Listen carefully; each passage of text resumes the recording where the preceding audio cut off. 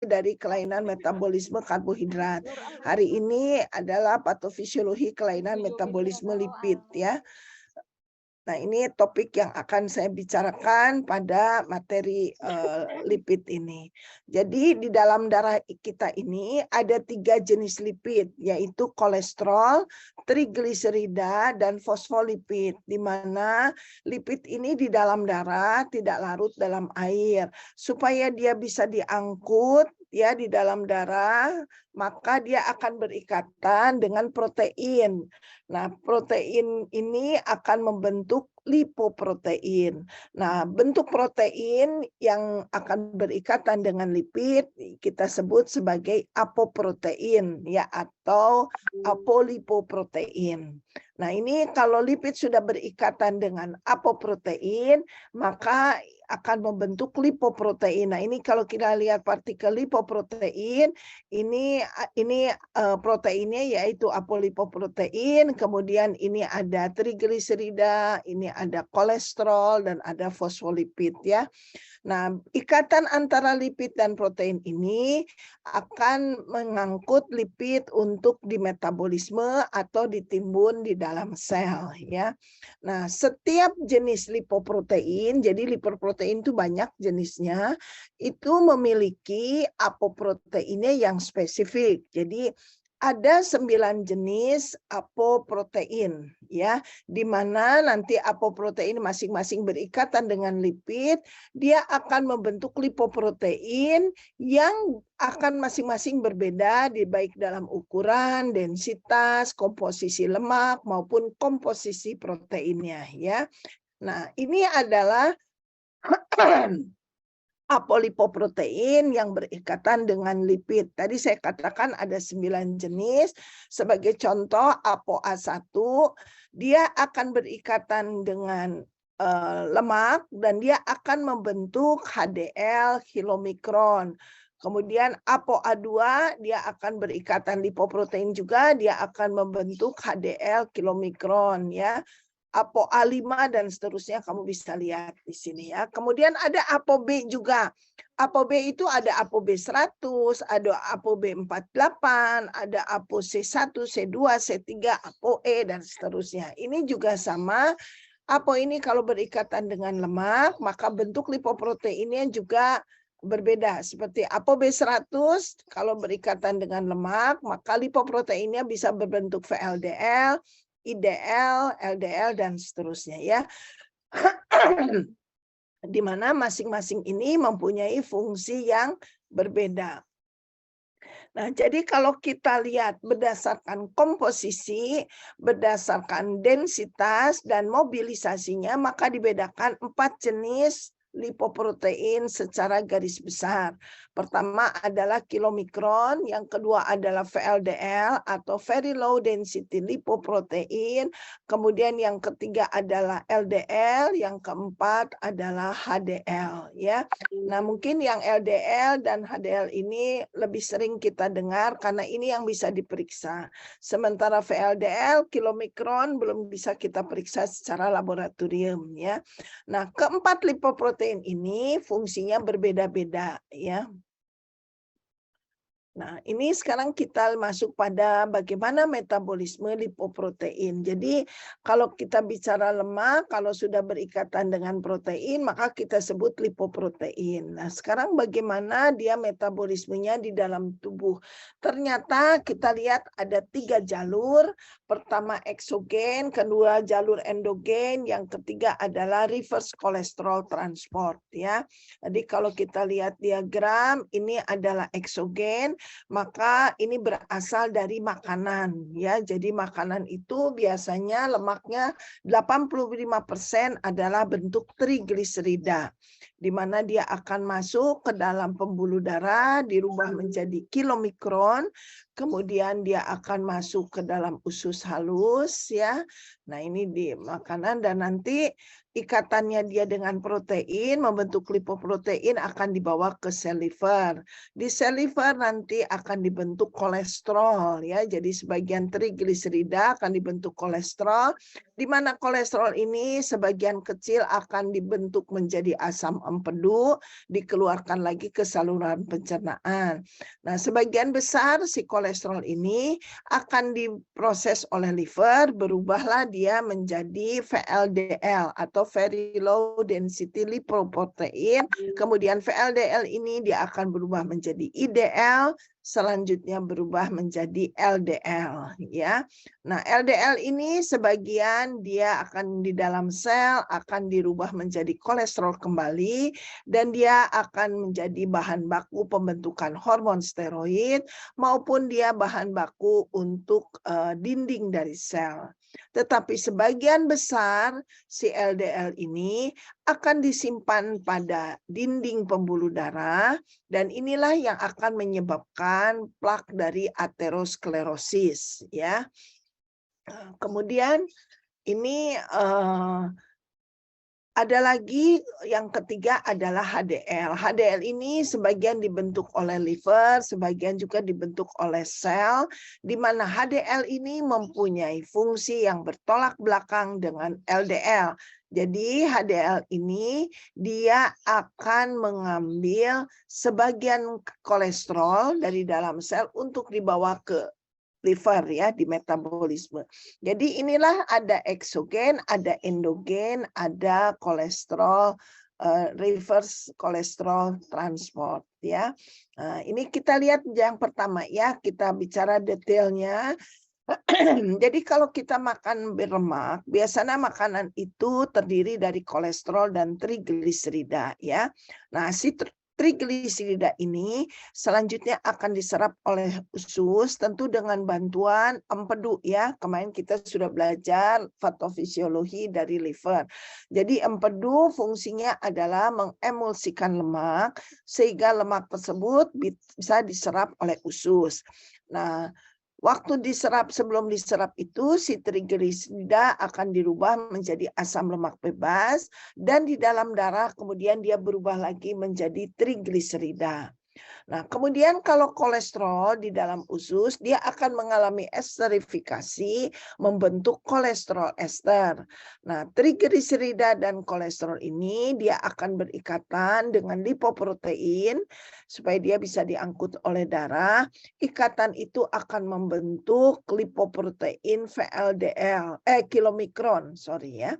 Nah, si kilomikron ini akan masuk ke dalam saluran limf, kemudian masuk ke dalam pembuluh darah, dan kilomikron ini akan disimpan di dalam jaringan adiposa. Ya, walaupun sebagian kecil ada yang kembali ke liver. Nah, kilomikron ini dia akan mengangkut trigliserida dan dari sel mukosa usus halus ke organ lain, ya. Jadi dia akan ditimbun dalam bentuk lemak seperti pada otot jantung, pada otot rangka, dan pada jaringan adiposa atau jaringan lemak. Nah, kalau si trigliserida ini sudah mencapai target organ, maka trigliserida ini akan dihidrolisa menjadi gliserol dan asam lemak. Asam lemak bebasnya akan diserap, sisanya akan dibawa oleh serum albumin untuk disimpan lagi pada sel-sel lain. Ya, itulah sebabnya lemak itu kalau kita banyak makan lemak jadi gemuk, ya, karena memang prosesnya seperti ini. Asam lemak yang sudah masuk ke dalam sel, sebagian akan dirubah menjadi energi, dan sebagian lagi dirubah menjadi trigliserida kembali untuk disimpan pada jaringan adiposa. Itu tadi adalah jalur eksogen, ya. Sekarang jalur endogen artinya produksinya terjadi di dalam tubuh sendiri. Jadi kalau jalur endogen di sini yang berperan adalah hati, di mana hati akan mensintesa trigliserida dan kolesterol, selanjutnya akan dilepaskan ke dalam darah dalam bentuk VLDL, ya. Nah, di dalam darah selanjutnya VLDL ini akan berubah menjadi IDL. IDL itu intermediate density lipoprotein, di mana IDL ini akan dirubah menjadi LDL atau low density lipoprotein. Nah, LDL ini sebagian akan ditangkap oleh kelenjar ovarium, kelenjar testis, atau kelenjar adrenal, di mana LDL ini tadi dikatakan sebagai bahan baku untuk pembuatan hormon, ya, seperti hormon steroid, dan juga akan memperkuat dinding dari membran selnya. Nah, kemudian sebagian lagi dari LDL, sebagian besarnya ini akan mengalami oksidasi dan ditangkap oleh reseptor scavenger A yang ada di dalam makrofag. Dan kemudian si LDL ini akan berubah menjadi sel busa. LDL ini ada yang bisa masuk langsung ke dinding pembuluh darah, yaitu berubah juga sel busa, dan inilah nanti yang akan menjadi plak terjadinya aterosklerosis, ya. Nah, jalur metabolisme endogen ini kita lihat LDL yang terbentuk ini ada 2 jenis, ya. Jadi ada yang bermolekul kecil dan ada yang bermolekul besar. Yang bermolekul kecil kita sebut sebagai small dense LDL, di mana molekul kecil ini dia lebih berbahaya daripada molekul yang besar. Jadi ada 2 fenotip, ya, yaitu pattern A dan pattern B yang dibedakan berdasarkan ukuran, densitas, komposisi fisiokimia, karakteristik metabolik, dan sifat aterogeniknya. Jadi sifat aterogenik yaitu sifat yang dia bisa membentuk plak pada pembuluh darah arteri, dan ini terjadi aterosklerosis, ya. Nah, tadi saya katakan bahwa LDL itu ada 2 jenis. Ada yang bermolekul kecil, ada yang besar. Yang kecil kita sebut sebagai small dense LDL. Nah, small dense LDL ini jauh lebih berbahaya karena dia molekulnya kecil, sehingga dia lebih mudah masuk pada dinding pembuluh darah. Oleh karena itu, dia disebut bersifat aterogenik. Jadi aterogenik sebagai cikal bakal terjadinya aterosklerosis. Kemudian yang si small dense ini dia berada di dalam darah dalam waktu yang lebih lama dibandingkan yang molekul besar. Dan molekul kecil atau small dense ini mudah sekali mengalami oksidasi oleh radikal bebas, ya. Inilah yang sering menyebabkan kerusakan pada pembuluh darah. Nah, kenapa seseorang small dense yang bisa tinggi, ada juga yang tidak. Jadi small dense meningkat itu bisa disebabkan juga karena genetik, jadi ada garis keturunan, ya, orang tuanya, pamannya, kakaknya, adiknya yang punya kolesterol tinggi. Ada juga yang bersifat didapat, misalnya karena pola hidup yang tidak sehat. Selalu dietnya tinggi karbohidrat dan tinggi lemak, ya. Kemudian pada penyakit diabetes tidak terkontrol, nah ini small dense itu biasanya meningkat, ya. Kemudian pada keadaan di mana trigliserida darah yang tinggi, ini juga bisa menyebabkan small dense tinggi. Nanti kita lihat diagramnya, ya, kenapa pada diabetes bisa terjadi lemak tinggi, pada trigliserida bisa menjadi diabetes dan seterusnya, ya. Nah, kemudian pada keadaan di mana HDL yang rendah. Jadi kita tahu HDL itu akan mengangkut kolesterol ke liver untuk di metabolisme. Jadi HDL itu kita sebut sebagai kolesterol baik. Nah, kalau kadar di dalam tubuhnya rendah, maka untuk pengangkutan kelebihan kolesterol ini jadi berkurang, ya, sehingga kolesterolnya banyak ditimbun di dalam darah atau dinding pembuluh darah. Nah, juga kemudian small dense ini meningkat pada keadaan sindroma metabolik.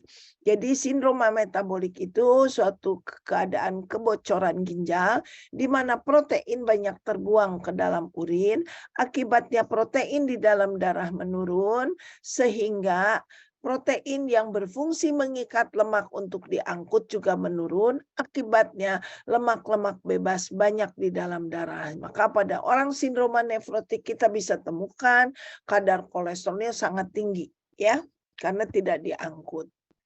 Nah, ini kita lihat di sini, tadi LDL ini ada 2 molekul yang berbeda ukurannya. Ada molekul bentuk A, di mana molekulnya besar-besar, ini relatif tidak mudah masuk dinding pembuluh darah, tapi ada yang bentuk B, di mana molekulnya kecil-kecil, dia mudah sekali masuk ke dalam pembuluh darah. Nah, biasanya ini diperburuk dengan keadaan insulin yang tinggi. Kenapa? Karena insulin yang tinggi biasanya ditemukan pada insulin yang resisten, ya. Jadi gulanya tinggi dan ini mudah sekali lemak masuk di dalam pembuluh darah. Nah, jadi si small dense ini sangat cepat dia masuk pada dinding pembuluh darah dan biasanya juga pada orang-orang yang vitamin E-nya rendah. Jadi kita tahu vitamin E itu bersifat antioksidan. Jadi kalau yang kita vitamin E di dalam tubuhnya kurang, maka mudah sekali terjadi oksidasi, ya. Oksidasi ini akan menyebabkan pembuluh darah rusak. Kemudian juga bentuk yang small dense ini biasanya akan meningkat pada setelah makan, ya. Jadi kalau kita setelah makan, maka kadar lemak di dalam tubuh akan meningkat 2 kali, ya. Dan di sini biasanya bentuk small dense yang lebih tinggi, apalagi kalau kita makannya lemak atau tinggi karbohidrat. Nah, kemudian small dense ini akan menyebabkan relaksasi dari pembuluh darah ini akan sedikit, ya. Jadi kalau pembuluh darahnya tidak relaksasi berarti dia dalam keadaan kontriksi dan ini akan menyebabkan memudahkan si small dense ini masuk di dalam sel, ya. Nah, kemudian jalur yang ketiga adalah jalur metabolisme reverse cholesterol transport, di mana di sini yang berperan adalah HDL. HDL ini dihasilkan oleh usus halus dan liver, dia masuk ke dalam darah, selanjutnya akan mengambil kolesterol pada makrofag untuk dimetabolisme di liver, ya. Jadi ini kita lihat, ya.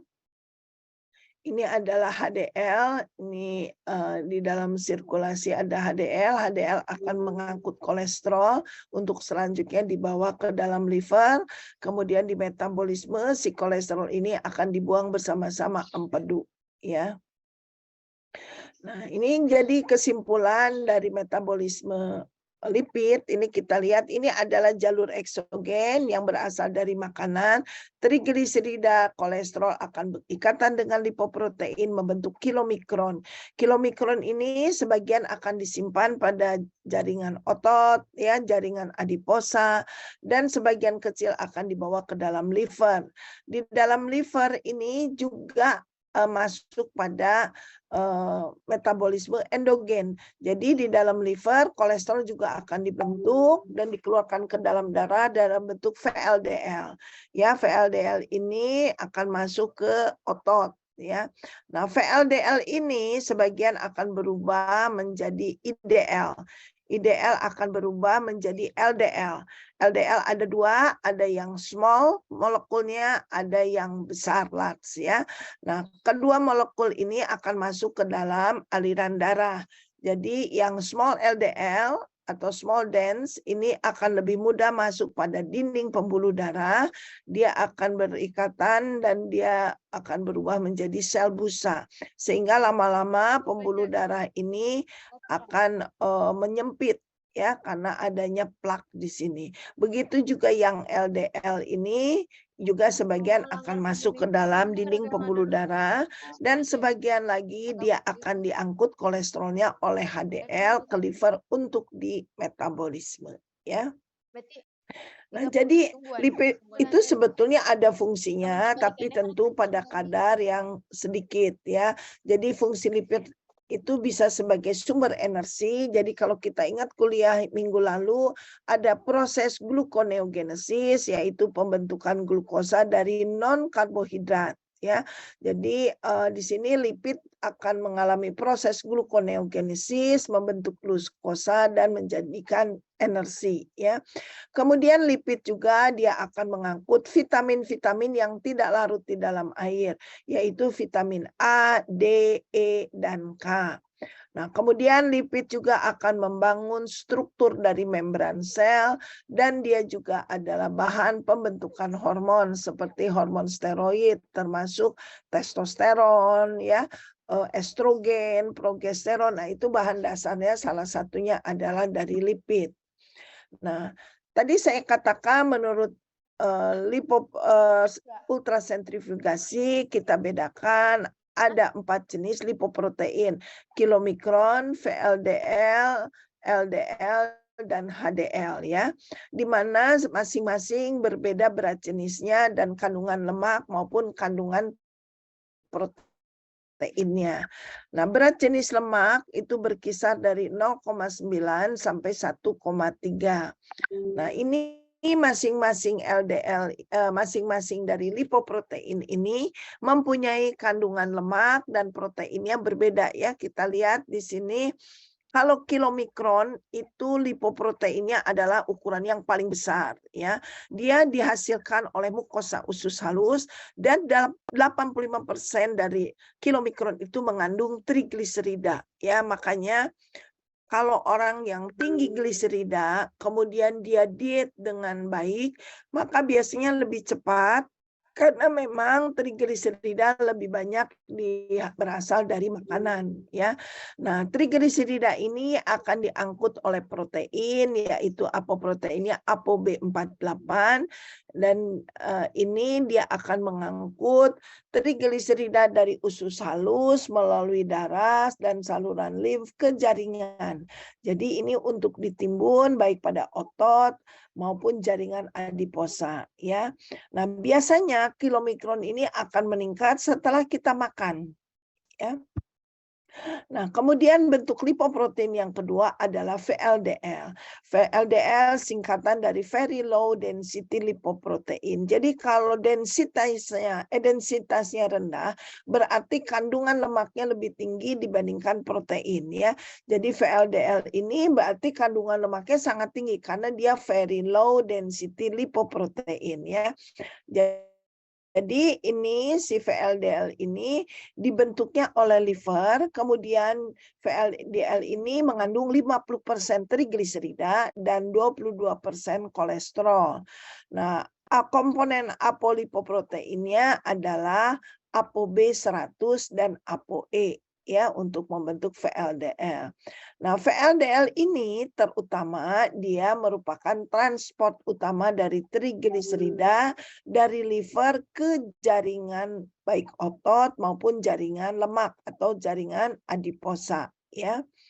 Nah, kemudian di dalam darah si VLDL ini akan berubah menjadi IDL, ya, dan IDL ini mengandung banyak kolesterol dan kolesterol ester, ya. Jadi kandungan trigliseridanya sudah mulai menurun.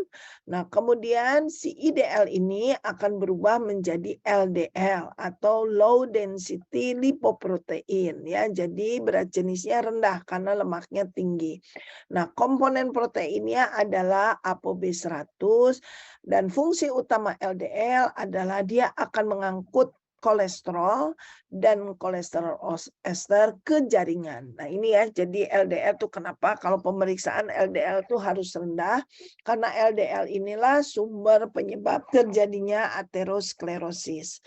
Nah, kemudian karena dia mengangkut kolesterol untuk ditimbun pada jaringan otot, maka disebutlah sebagai kolesterol jahat, ya, karena dia bisa menyebabkan aterosklerosis, ya, di mana aterosklerosis akan menyumbat pembuluh darah dan nanti daerah yang harus diperdarahi oleh pembuluh darah tersebut menjadi mati atau kita sebut sebagai infark.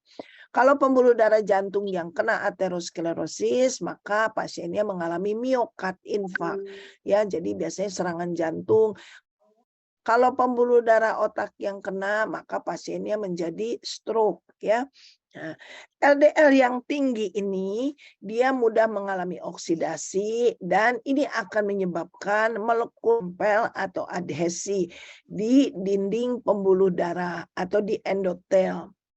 Nah, adhesi ini dia akan merangsang monosit ya, karena ini benda asing. Monosit akan merubah menjadi makrofag, makrofag akan memfagosit dari tadi sel LDL tadi yang mengalami adhesi dan merubah sel tadi menjadi sel busa ya. Nah, sel busa ini akan merangsang suatu proses inflamasi dan disinilah akan terbentuk plak. Kalau terjadi plak tambah besar, nah ini akan menyebabkan kerusakan dari sel di pembuluh darah. Dan ini yang prosesnya kita sebut sebagai aterosklerosis. Dan nanti plaknya besar, dia pecah, dia akan menyumbat aliran darah yang kita sebut sebagai trombus. Ya.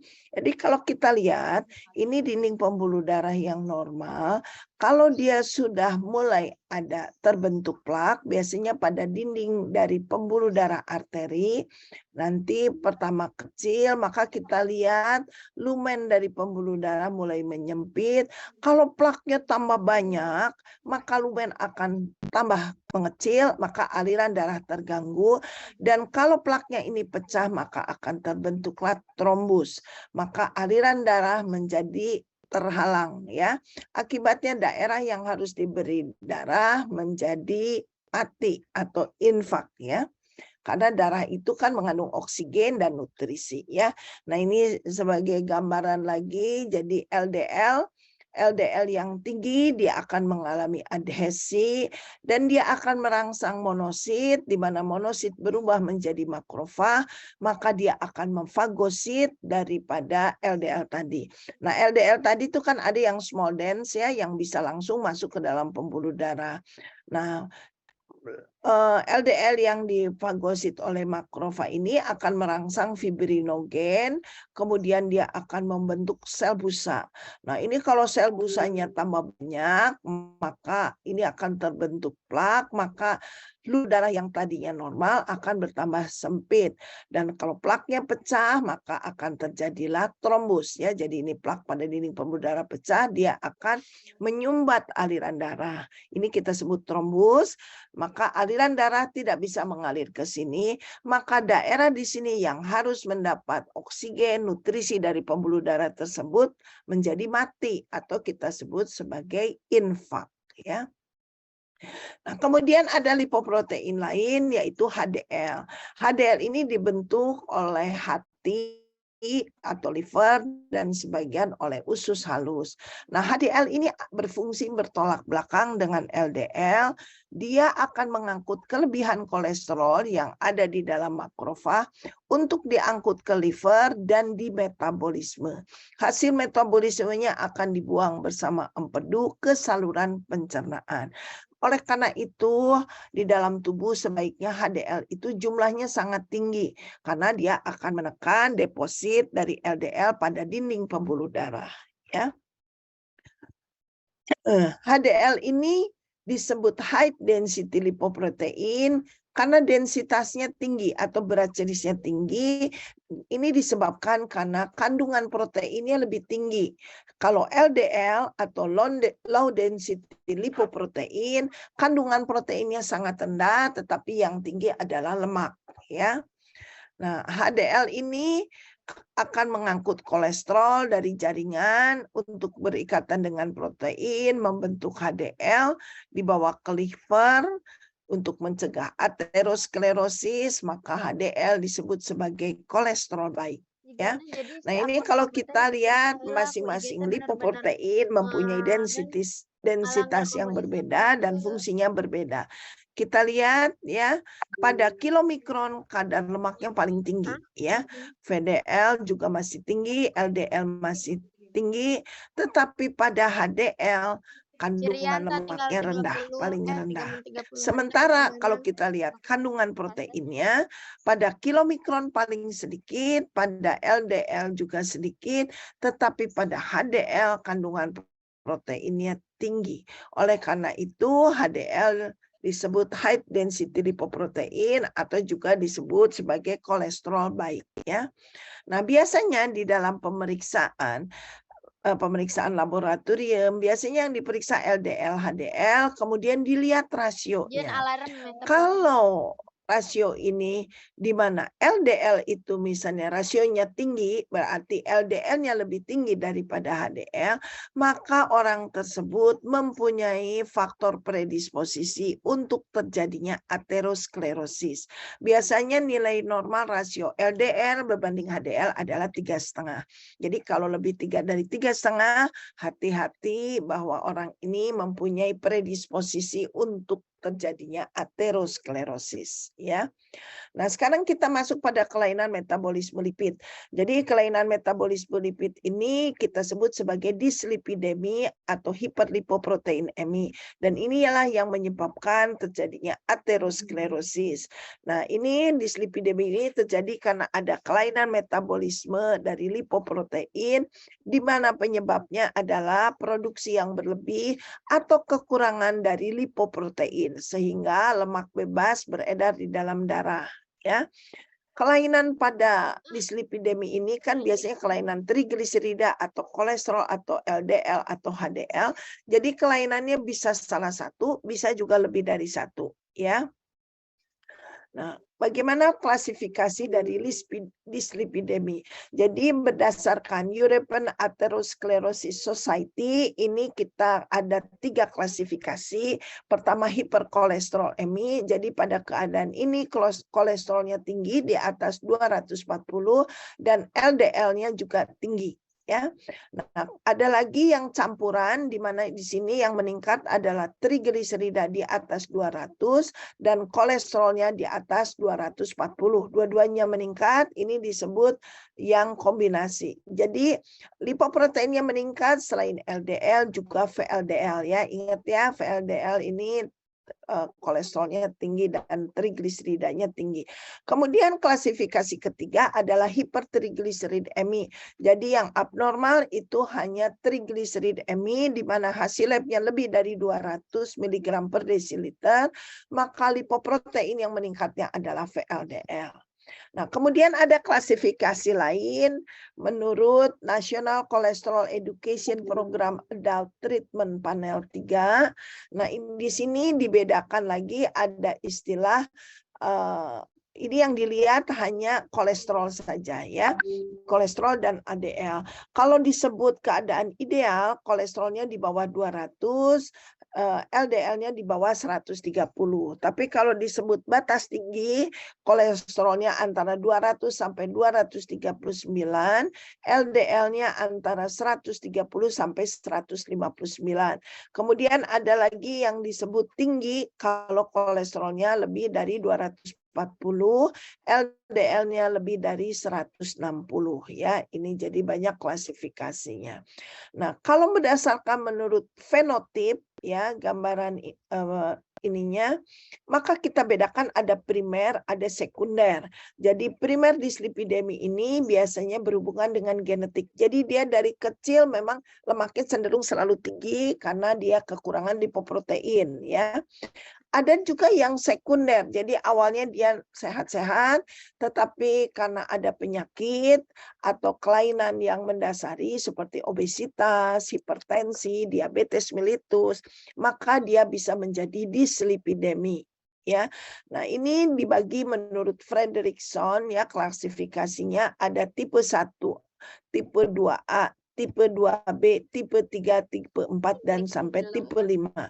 Nah, masing-masing tipe ini dibedakan berdasarkan partikel mana yang meningkat ya. Jadi kalau pada tipe 1 kilomikron meningkat ditandai dengan serum kolesterolnya masih normal tapi terutama trigliseridanya yang tinggi. Tipe 2A di sini ditandai LDL yang mengalami kelainan, jadi di sini kolesterolnya tinggi sekali, trigliseridanya bisa normal atau tinggi ringan. 2B di sini yang mengalami kelainannya adalah LDL dan VLDL. Ini ditandai kolesterolnya sangat tinggi dan trigliseridanya juga tinggi.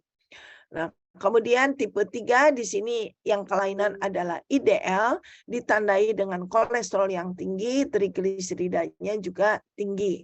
Tipe 4 yaitu ditandai yang mengalami kelainan adalah VLDL, ditandai dengan kolesterolnya bisa normal atau tinggi, tetapi yang terutama meningkat adalah trigliserida. Ya, jadi ini hampir sama seperti tipe 1. Dan tipe terakhir adalah tipe 5.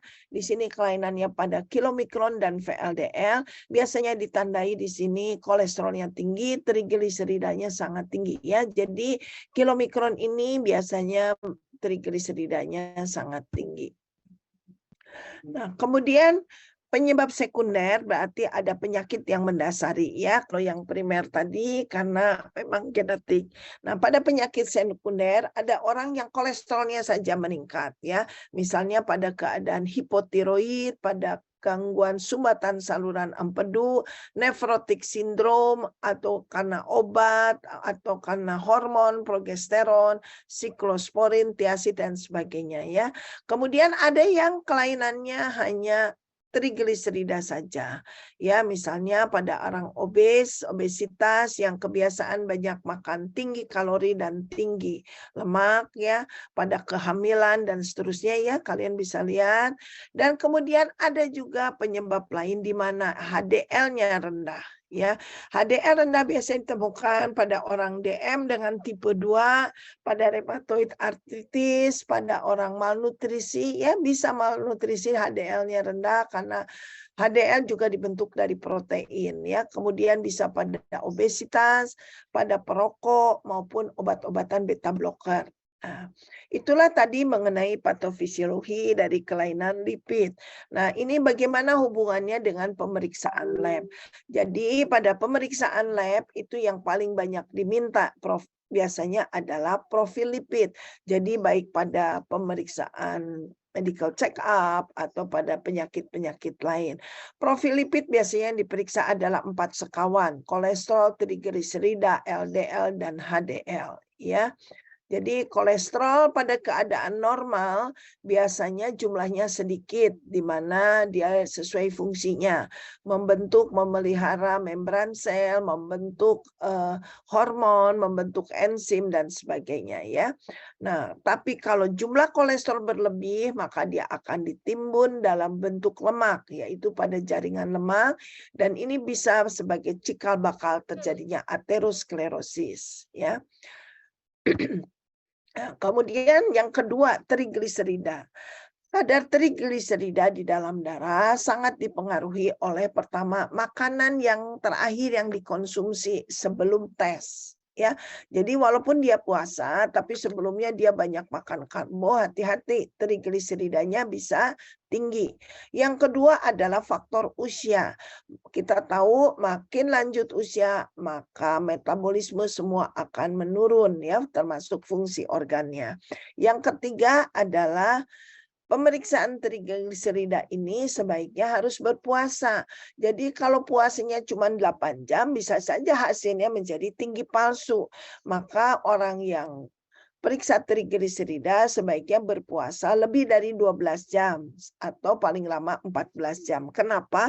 Karena trigliserida ini di metabolisme di dalam ususnya lebih lama dibandingkan dengan glukosa. Nah, kenapa trigliserida bisa tinggi di dalam darah? Pertama adalah biasanya sesuai dengan kenaikan berat badan.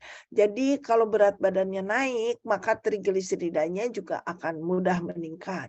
Kemudian yang kedua penyebabnya biasanya karena dia tinggi kalori. Ya, misalnya banyak karbo, gorengan, santan, dan sebagainya. Kemudian faktor usia juga bisa. Yang keempat adalah obat-obatan. Jadi pada orang-orang yang minum pil KB tetapi dia sudah ada kelainan lemak sebaiknya dihindarkan ya.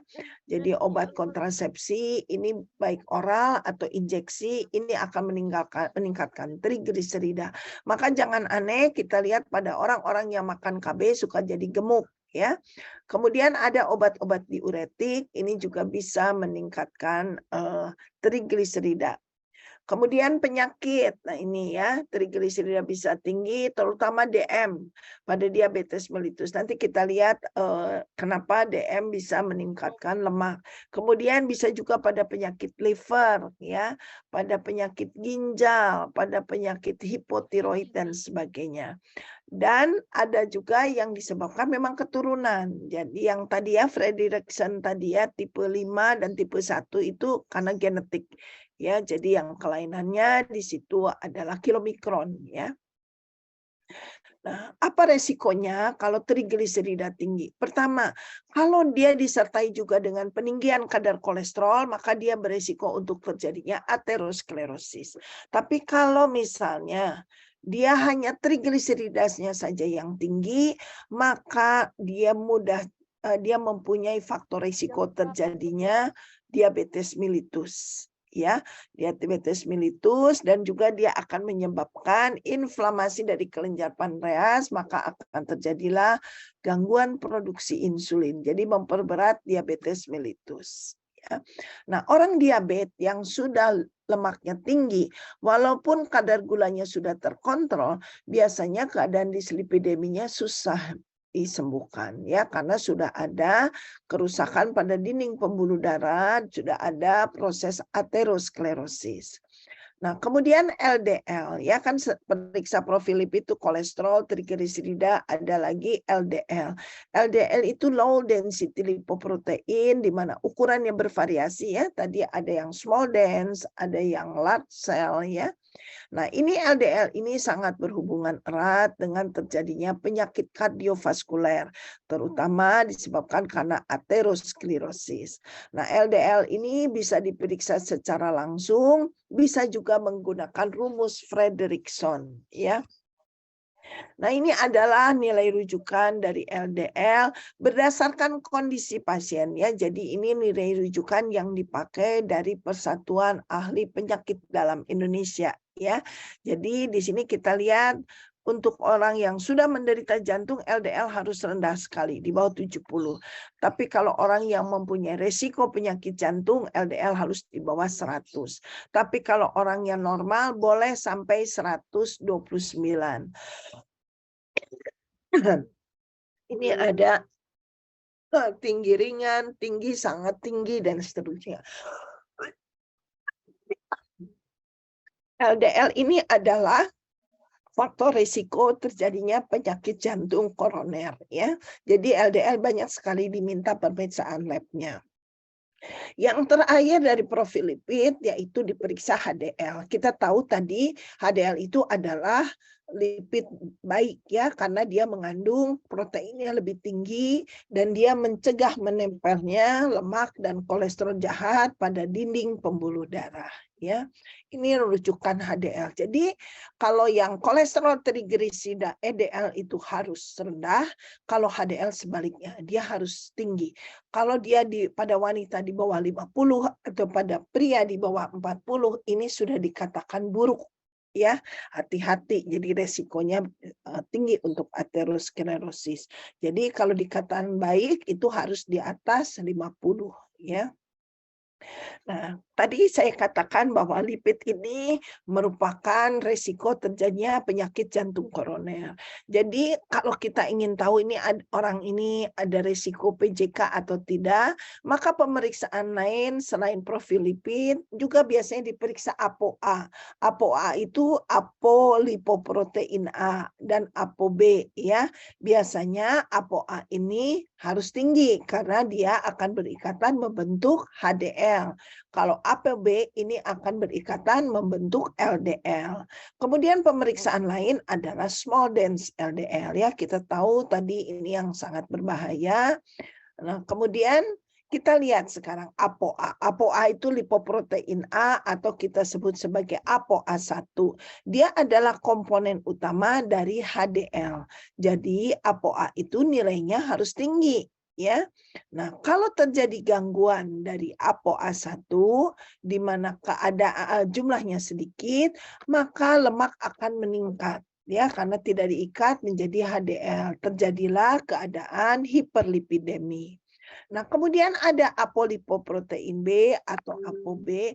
Ini adalah partikel dari LDL. Ya, jadi ApoB itu harus rendah kadarnya karena ApoB akan mengikat lipid untuk disimpan pada dinding sel pembuluh darah atau pada jaringan adiposa. Ya, ini jadi cikal bakal yang menyebabkan terjadinya aterosklerosis. Ya, nah kalau untuk pemeriksaan apolipoprotein, pasien harus berpuasa dulu 12-14 jam sama seperti pemeriksaan trigliserida. Ya, nah itu biasanya nanti dilihat rasio antara ApoB dan ApoA.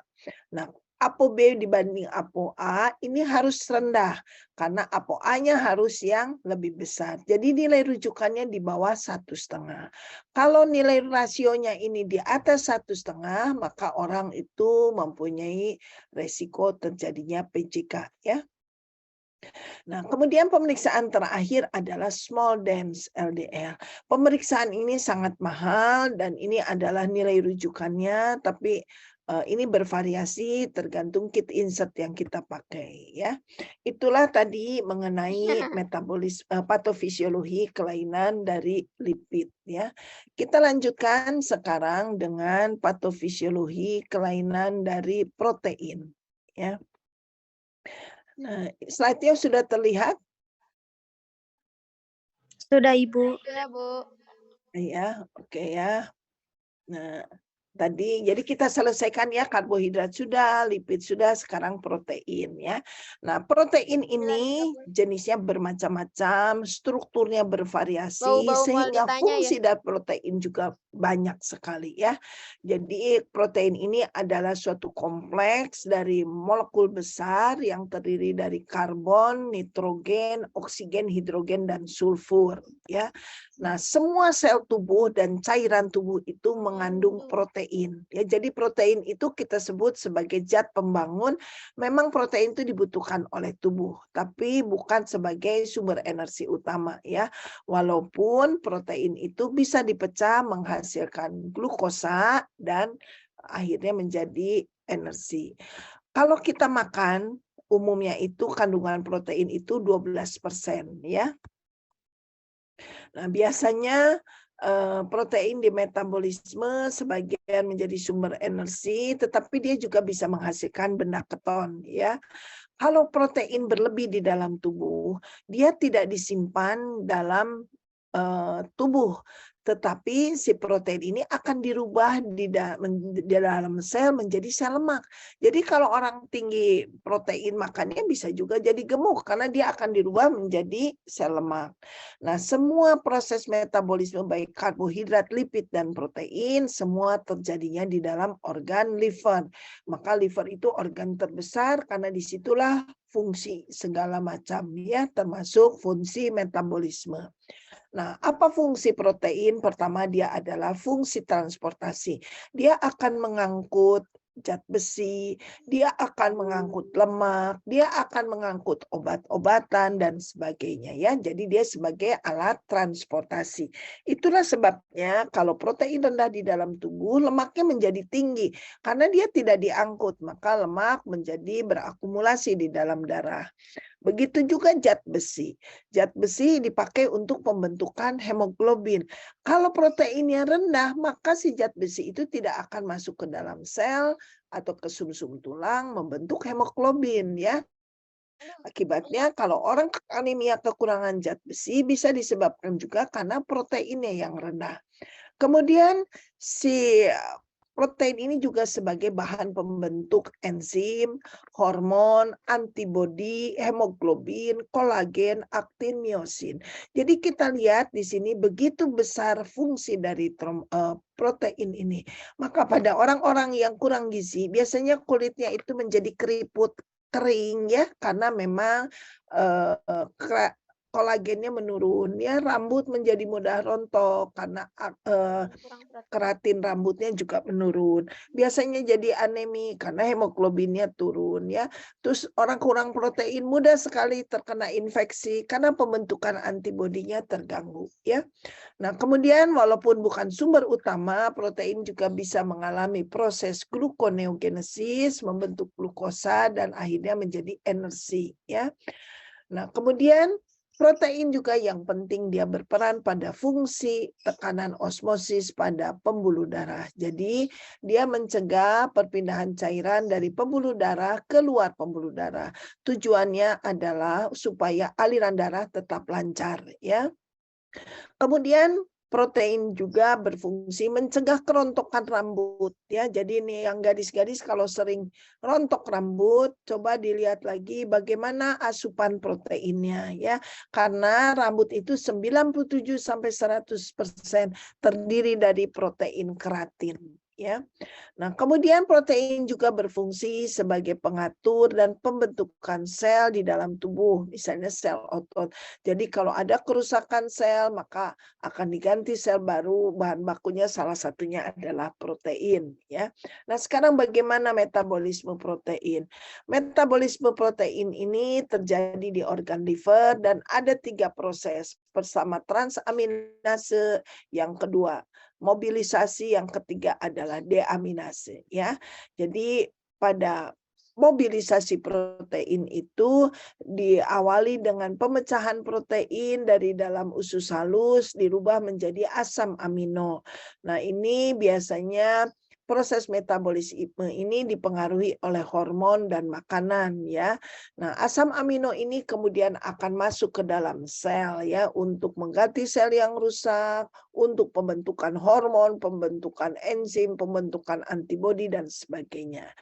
Nah, proses yang kedua adalah transaminase, di mana si protein dirubah asam amino itu akan dirubah menjadi alfa ketoasid, selanjutnya berubah menjadi benda keton. Dan benda keton ini bisa menghasilkan energi langsung atau dia melalui proses gluconeogenesis ya, menghasilkan ATP. Nah, proses ketiga adalah deaminasi, di mana ini adalah proses katabolisme atau pemecahan asam amino, di mana pada asam amino ini akan dihilangkan gugus NH3 dan akan dibentuk menjadi asam keton dan NH ini ya, dan NH3 dan urea. Nah, ini kita lihat metabolic pathways-nya ya. Jadi kalau kita banyak makan protein, maka protein di dalam darah akan dirubah menjadi asam amino.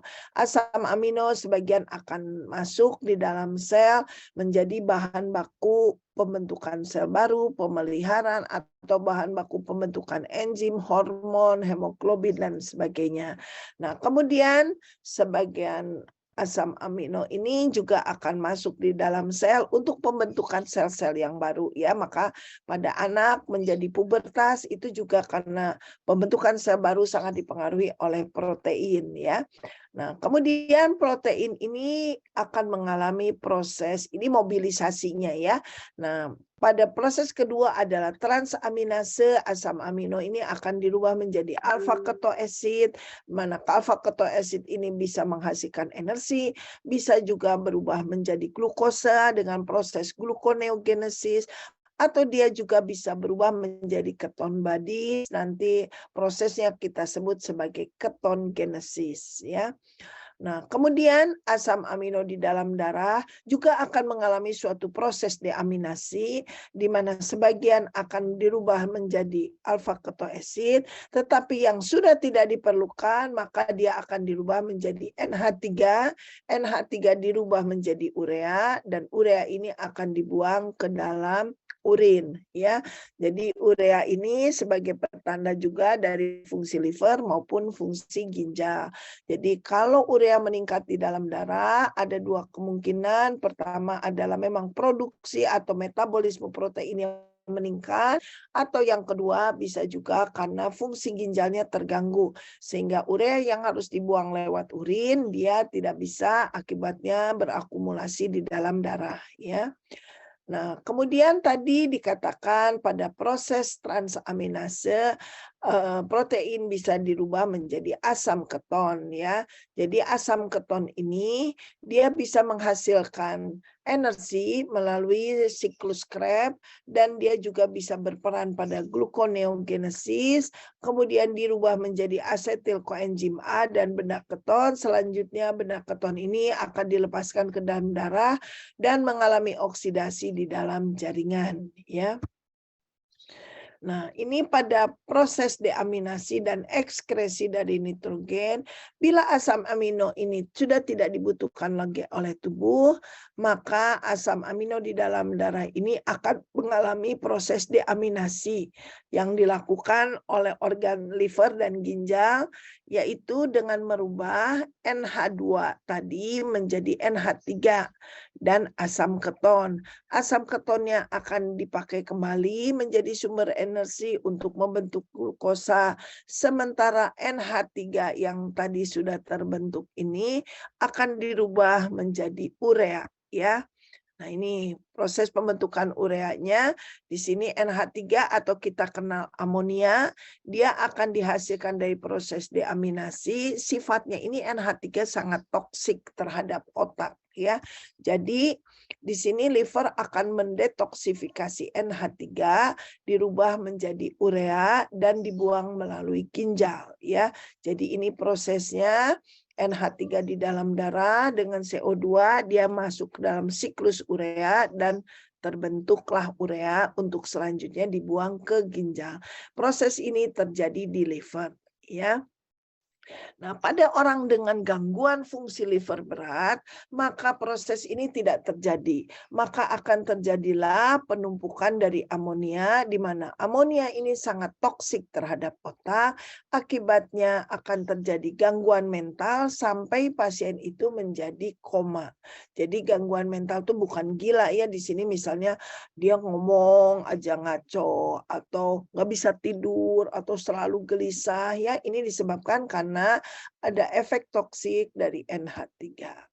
Nah, itulah tadi mengenai metabolisme protein, lemak, dan karbohidrat. Jadi kalau kita lihat pada jalur metabolisme ini, kita lihat ya, kalau kita, ini saya review aja, kalau kita banyak makan gula, gula ini sebagian akan dirubah asam pirufat, masuk siklus Krebs, maka akan dihasilkan ATP. Tapi kalau gula yang kita konsumsi berlebihan, maka sebagian akan disimpan dalam bentuk glikogen. Prosesnya adalah glikogenesis. Nah, kalau misalnya gulanya lebih lagi, maka sebagian gula akan dirubah menjadi gliserol, dan gliserol ini akan dirubah menjadi trigliserida, lemak ya. Makanya pada orang diabetes mellitus yang tidak terkontrol gulanya selalu tinggi, maka biasanya disertai dengan peningkatan lipid. Ya. Nah, kemudian yang kedua, pada proses glikolisis ini ada sebagian yang dirubah menjadi asetil koenzim A dari glukosa ini. Asetil koenzim A ini juga akan dirubah menjadi asam lemak dan ini juga akan dibentuk menjadi lipid. Nah, kemudian kalau glukosanya yang berlebih itu dari lipid juga sebagian dia akan dari asam pirufat dirubah menjadi asam amino. Asam amino ini akan dibentuk menjadi protein. Ya, nah inilah pada orang yang banyak makan karbohidrat maka biasanya terjadi penimbunan gula di dalam jaringan dan biasanya berat badannya menjadi meningkat karena di sini selain lemaknya meningkat, juga glikogen meningkat, proteinnya juga meningkat. Nah, pada orang diabetes mellitus, di mana kadar gulanya tinggi, maka sebagian gula itu akan dirubah menjadi trigliserida. Maka kita akan menemukan pada orang diabetes itu biasanya trigliseridanya ikut meningkat. Nah, apa dampaknya trigliserida meningkat? Makanya tidak kita lihat tadi pada jalur metabolisme lipid. Jadi mudah terjadi suatu aterosklerosis. Jadi pada orang diabetes mellitus mudah sekali jatuh pada gagal ginjal karena tadi proses aterosklerosis yang menyebabkan fungsi ginjal terganggu ya, atau juga orang diabetes mellitus bisa menyebabkan serangan jantung karena aterosklerosis dari pembuluh darah ke jantung atau stroke ya sama prosesnya, pembuluh darah ke otak yang tersumbat. Atau ke retina, sama jadi buta ya matanya. Nah, itulah tadi. Nah, sekarang kebalikannya. Kenapa kalau orang tinggi trigliserida bisa jadi diabetes? Nah, kalau kita lihat pathway di sini, trigliserida yang tinggi ini kan dia bisa mengalami gluconeogenesis, dia akan menghasilkan glukosa yang tinggi. Nah, kalau glukosa tinggi ini mudah terjadi diabetes mellitus karena insulinnya bisa terganggu fungsinya atau jumlah insulinnya menjadi menurun karena tinggi ya. Itulah tadi saya tanyakan, kalau hanya trigliserida saja yang tinggi, maka kemungkinan dia akan menyebabkan diabetes mellitus atau inflamasi pankreas. Kenapa? Ya karena trigliseridanya dirubah menjadi glukosa. Ya, atau pada kebalikannya, pada orang diabetes glukosa tinggi, kenapa lemaknya bisa tinggi? Nah, ini sekarang kalian sudah lihat, glukosa tinggi bisa dirubah menjadi gliserol atau menjadi asam lemak bebas, dan ini bahan baku terbentuknya lemak ya, terutama trigliserida. Nah, pada protein, metabolisme protein itu, karena protein mengandung unsur nitrogen, kita kenal ada keseimbangan nitrogen ya. Jadi pada keadaan normal, nitrogen selalu dalam keadaan seimbang. Ini ditandai input protein sama dengan ekskresi atau output dari protein. Nah, keseimbangan nitrogen ini sangat dipengaruhi oleh diet dan hormon ya. Maka kalau kita lihat di sini apa output dari nitrogen ini, bisa dalam bentuk asam urat, bisa bentuk dalam NH3 ya atau urea ya. Nah, ini bagaimana pengaruh diet dan hormon kita lihat di sini. Kalau kita banyak mengkonsumsi protein, maka di dalam darah akan dirubah menjadi asam amino. Asam amino ini akan disimpan di dalam jaringan ya. Jadi dia akan membentuk sel baru ya dan seterusnya. Membentuk hormon, enzim dan sebagainya. Ini yang berperan di sini adalah protein anabolik, dan prosesnya kita sebut sebagai protein anabolisme. Jadi biasanya orangnya jadi besar ya, misalnya terutama pada anak-anak jadi pubertas, biasanya dia cepat tinggi karena si proteinnya banyak ya dikonsumsi. Nah, hormon yang termasuk hormon anabolik yang berperan pada metabolisme protein yaitu growth hormone, seks hormon seperti testosteron atau estrogen, kemudian insulin dan juga tiroksin ya. Ini terutama pada anak-anak. Nah, kalau sekarang terjadi outputnya melebihi daripada input ya, di mana intake proteinnya rendah, maka untuk pemenuhan kebutuhan protein di jaringan itu akan dipecah menjadi asam amino ya. Nah, pemecahan ini kita sebut sebagai prosesnya protein katabolisme. Dan hormon yang berperan di sini adalah hormon glukokortikoid ya. Nah, bagaimana kalau terjadi kelainan metabolisme protein? Jadi kita lihat dari keseimbangan nitrogen. Jadi kalau disebut seimbang antara intake dan output harus sama. Maka biasanya berat badan akan seimbang. Kalau tidak terjadi keseimbangan, maka ini disebut kelainan metabolisme protein ya.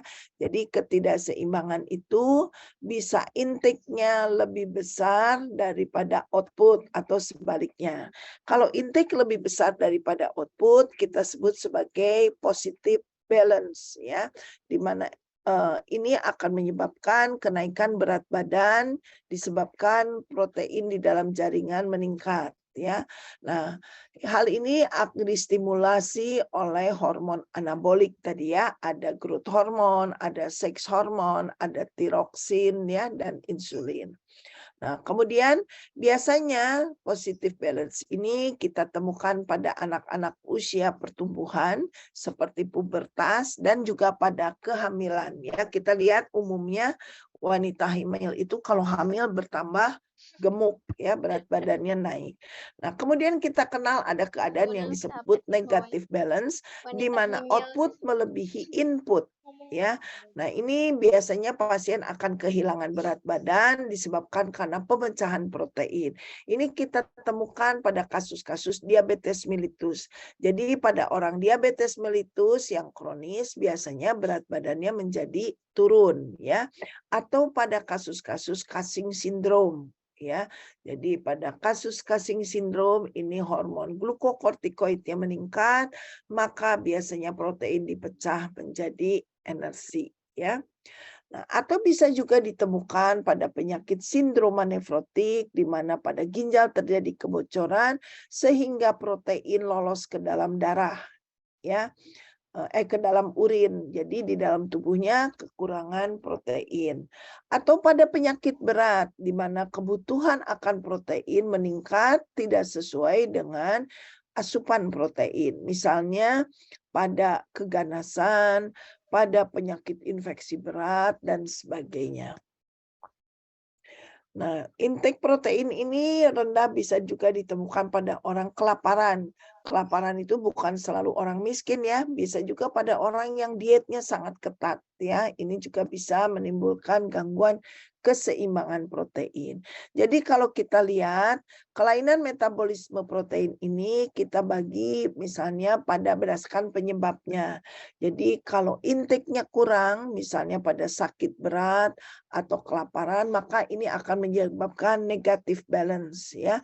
Atau kalau intake berlebihan, misalnya pada orang obesitas ya, yang lifestyle-nya nggak baik ya, maka di sini katabolisme meningkat, maka biasanya kita akan nemukan uremia juga akan meningkat di dalam darah ya.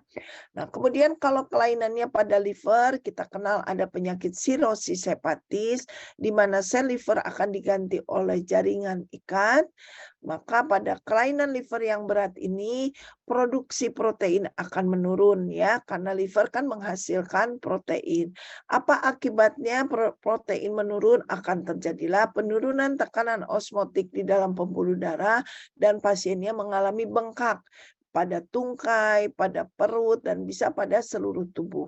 Ya, kemudian protein yang rendah, maka transportasi lemak terganggu. Akibatnya lemak akan meningkat di dalam darah. Ya, jadi kolesterolnya bisa meningkat. Ya, kemudian juga protein sebagai bahan pembaku antibodi, maka produksi antibodi menurun. Pasien mudah sekali terkena infeksi. Ya, atau juga pasien bisa anemi karena protein dipakai juga untuk pembentukan hemoglobin ya dan sebagainya.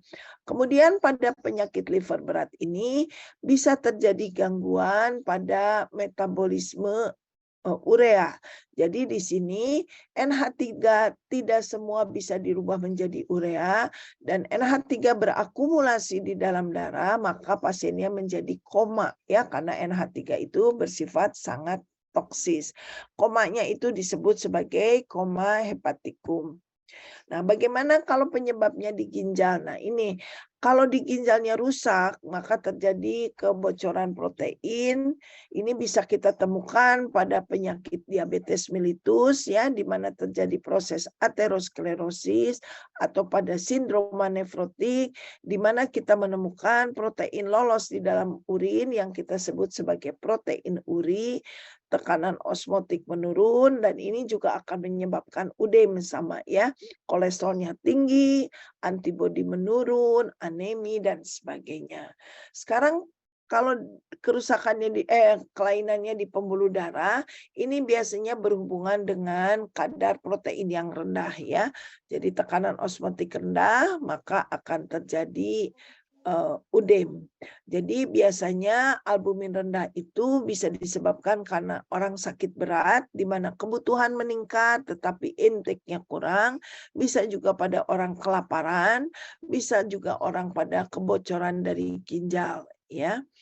Nah, di sini akibat dari albumin yang rendah, selain UDEM bisa juga terjadi gangguan di dalam transportasi zat besi, transportasi lipid, dan ditransportasi obat dan sebagainya ya. Dan terakhir kelainan metabolisme protein yang ada di dalam sel. Karena protein yang rendah ini akan menyebabkan kerusakan jaringan, massa otot berkurang, rambut rontok, kulit keriput dan sebagainya ya, karena protein tadi ada di semua tubuh dan cairan tubuh. Itulah tadi mengenai metabolisme protein. Sekarang bagaimana pemeriksaan protein? Jadi biasanya untuk protein itu pemeriksaan labnya ada protein total, ada albumin, dan ada globulin. Nah, protein total biasanya diperiksa terdiri dari albumin dan globulin ya. Pemeriksaan labnya tidak perlu persiapan. Metode yang dipakai adalah metode Burette. Sampel pemeriksaannya bisa serum atau plasma ya. Kapan seseorang periksa protein? Kalau dicurigai adanya penyakit liver atau ginjal ya. Kedua, mencari penyebab dari adanya bengkak atau udem ya. Ketiga, pada orang-orang dengan gangguan gizi diperiksa proteinnya, atau pada orang-orang dengan gangguan penyerapan makanan, misalnya pada penyakit celiak, pada penyakit peradangan saluran pencernaan ya, ini biasanya diperiksa kandungan proteinnya. Nah, pada keadaan-keadaan ini kita temukan kadar proteinnya rendah ya.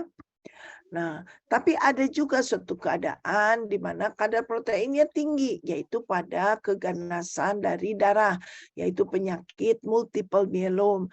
Jadi pada penyakit multiple myeloma maka terjadi peningkatan paraprotein ya. Nah, pemeriksaan protein biasanya dilakukan melihat rasio antara albumin dan globulin. Pada keadaan normal, albumin harus lebih besar dari globulin, maka rasionya harus lebih dari 1. Nah, kalau rasionya rendah, kurang dari 1, biasanya di sini terdapat pada penyakit sirosis hepatis, pada penyakit autoimun, dan sebagainya. Ya. Apa yang ini mungkin yang penting juga buat kita kalau kalian nanti melakukan pemeriksaan protein. Pertama adalah kalau kalian memakai torniket, maka torniket jangan dipasang terlalu lama dan terlalu keras. Hal ini akan menyebabkan kerusakan dari pembuluh darah sehingga protein keluar dari pembuluh darah, dan ini akan menyebabkan peningkatan kadar protein dalam darah yang hasilnya menjadi tinggi palsu ya. Jadi proteinnya akan keluar dari jaringan masuk ke dalam pembuluh darah. Ini adalah nilai rujukan dari protein total, tapi nggak usah diapalin karena ini tergantung kit insert yang kita pakai. Nah, protein total terdiri dari albumin dan globulin. Sekarang albumin adalah terutama dibentuk oleh liver, dan fungsi utama albumin adalah mempertahankan cairan di dalam pembuluh darah, yaitu dengan mempertahankan tekanan osmotik. Albumin ini adalah bagian terbesar dari protein, sekitar 50-60%. Sisanya baru globulin ya. Jadi albumin ini kenapa harus tinggi? Karena dia akan mengangkut obat-obatan dan lemak ya, termasuk substansi lain di dalam tubuh. Jadi albumin ini juga penting untuk pertumbuhan jaringan ya. Nah, kapan kita harus periksa albumin? Pertama, untuk screening ada tidaknya kelainan pada liver atau ginjal. Kemudian yang kedua, kita ingin mengetahui apakah makanan kita ini cukup protein atau tidak. Yang ketiga, mencari penyebab terjadinya bengkak atau udem ya. Nah, pemeriksaan albumin biasanya mempergunakan metode bromocresol green atau BCG. Bahan pemeriksaannya sama seperti protein total, bisa serum, bisa plasma. Ini nilai rujukan dari albumin ya. Nah, yang terakhir adalah pemeriksaan globulin. Jadi globulin itu kadarnya lebih rendah daripada albumin. Nah, globulin ini sebetulnya terdiri dari beberapa fraksi seperti alfa, beta, dan gamma. Kalau kita melihat globulin keseluruhan gampang, tinggal protein total kurangin albumin, itu adalah kadar globulin. Tetapi biasanya pemeriksaan globulin itu yang dilihat fraksi mana yang menurun atau fraksi mana yang meningkat ya. Nah, globulin juga sama dibentuk oleh liver, dan terutama globulin ini berperan pada sistem kekebalan atau imunitas ya. Nah, globulin ini dia bisa berikatan dengan hem, membentuk hemoglobin, juga dia bisa berperan pada transport zat besi di dalam darah. Nah, dan untuk melihat fraksi-fraksi globulin ini, maka dilakukan teknik pemeriksaannya dengan elektroforesa. Ya, kapan kita periksa globulin? Indikasinya kalau kita ada kasus infeksi, terutama pada infeksi virus, pada kasus multiple myeloma, yaitu biasanya kita lakukan pemeriksaan fraksi globulin dengan elektroforesa, ya. Jadi kita lihat nanti fraksi mana yang mengalami abnormal. Nah, globulin ini akan meningkat keadaannya pada penyakit liver, pada penyakit ginjal, pada orang dengan malnutrisi, atau pada kasus-kasus infeksi, ya. Nah, ini pemeriksaan globulin tadi saya katakan biasanya dengan elektroforesa untuk melihat fraksi mana yang abnormal, ya. Jadi elektroforesa ini adalah menganalisa komponen protein dengan metodenya adalah metode gel elektroforesa, ya. Nah, ini nanti si molekul protein ini akan dipisahkan berdasarkan fraksinya, karena bisa begini karena protein itu merupakan molekul amfoterik di mana dia dapat mengangkut muatan listrik. Jadi nanti dipisahkan fraksinya berdasarkan dengan aliran listrik, ya. Jadi nanti pergerakan positif dan negatif. Dan pemeriksaan elektroforesa ini sangat tergantung kepada pH, ya. Nah, ini secara garis besar sampel yang mengandung protein ini kita simpan nanti pada objek kelas, ya, yang sudah dilapasi oleh agarose, ya. Kemudian kita masukkan ke dalam suatu tempat alat, ya, yang sudah mengandung SDS, ya. Jadi SDS itu semacam reagen yang dapat memisahkan fraksi protein berdasarkan muatan listrik. Nah, nanti ini misalnya objek kelasnya kita taruh sampel 1, ini sampel 2, sampel 3, dan sebagainya. Kemudian si alat ini kita aliri dengan listrik, ya, sehingga nanti akan terpisah fraksi-fraksi proteinnya. Nah, ini biasanya nanti yang normal itu ada terdiri dari fraksi alfa 1, alfa 2, beta, dan gamma. Nah, ada juga nanti pasien yang kelainan, biasanya yang fraksinya ada itu hanya beta, yang lain tidak timbul. Nah, ini masing-masing nanti mempunyai arti, ya. Jadi alat ini dialiri listrik, ya, dia si fraksi protein ini akan bergerak dari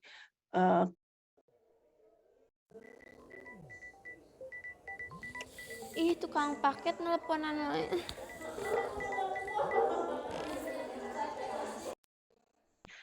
lapisan agarose dan diberi serum, ya, atau biasanya serum, ya, nggak plasma.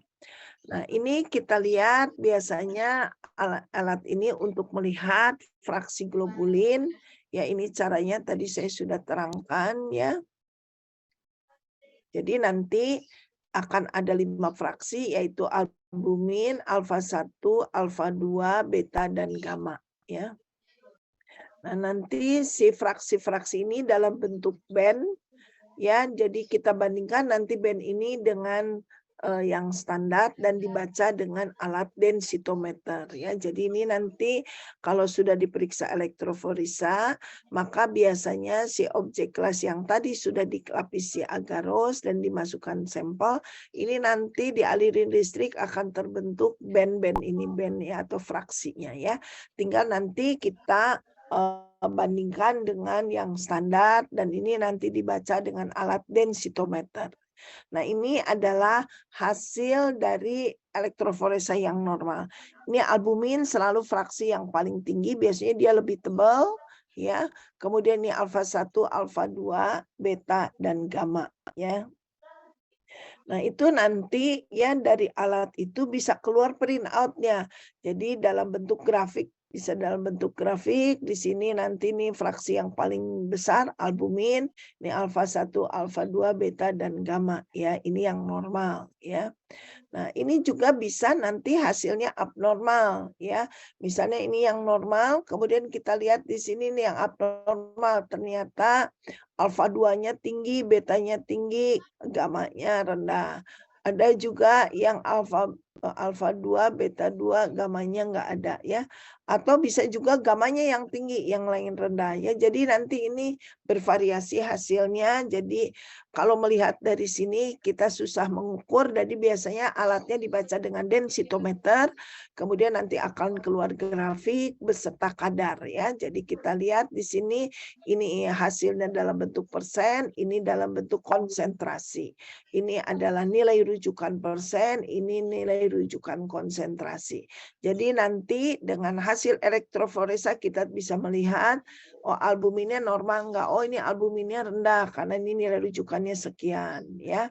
Terus kemudian ini normal, oh ini normal ya, kita tinggal membandingkan dengan nilai rujukan ya. Oh ternyata ini pada yang ini yang gamanya tinggi ya, karena dia lebih dari nilai rujukan. Jadi ini kita bisa lihat nanti ini oh iya sama ya, ini tinggi, albuminnya juga tinggi ya, albumin tinggi itu normal. Nah kemudian pada hasil dari elektroforesa itu biasanya albumin yang terbesar ya, baru nanti fraksi lain. Nah, fraksi alfa 1 itu adalah antitripsin, alfa 2 adalah haptoglobin atau makroglobulin atau antiplasmin dan atau seruloplasmin. Fraksi beta adalah transferin, ini yang mengangkut zat besi. Fraksi gamma adalah imunoglobulin, ya bisa. Ibu, punten izin masuk. Ya. Mohon maaf Ibu sebelumnya. Ya Bu, karena kelas B sama kelas A setelah ini langsung ada mata kuliah lagi. Oke. Ini saya minta 2 menit aja ya. Ada ini ya. Oke. Baik ya. Ibu, siap. Imunoglobulin. Terima kasih. Ya. Nah, ini interpretasinya kita tinggal lihat albumin menurun, ini pada keadaan ini albumin meningkat. Nah, ini kita lihat ya, tinggal baca alfa 1 meningkat pada sirosis hepatis, menurun pada keadaan defisiensi protein. Alfa 2 begitu ya, ini kalau meningkat pada anemi hemolitik, menurun pada meningkat pada keadaan inflamasi, sindroma nefrotik dan seterusnya. Beta globulin kalau meningkat pada anemi defisiensi besi, kehamilan, menurun pada anemi hemolitik ya. Ini gamma globulin biasanya meningkat pada kelainan liver, pada infeksi, pada penyakit kulit, rheumatoid arthritis atau SLE. Itulah mengenai gambaran elektroforesa ya. Jadi hari ini 2 materi. Nah, nanti saya tunggu berita kalau hari Rabu mau kuliah lagi, saya kasih tahu ya supaya cepat beres. Tapi kalau mau libur pun nggak apa-apa karena materinya sudah saya sampaikan hari ini. Ya, saya ucapkan terima kasih. Assalamualaikum warahmatullahi wabarakatuh. Waalaikumsalam Waalaikumsalam warahmatullahi wabarakatuh. Ibu, terima kasih.